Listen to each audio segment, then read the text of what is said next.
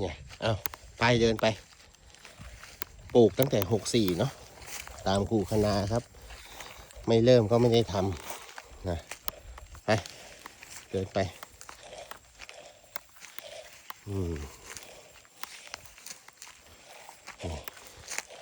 กี่ต้นละ3 ต้น 4 5 6นับดิกี่ต้นเข้ม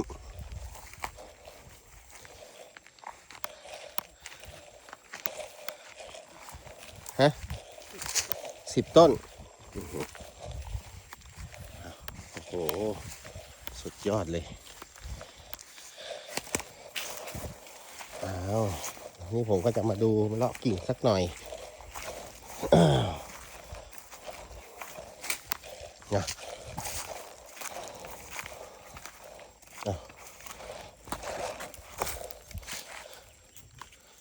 โอเค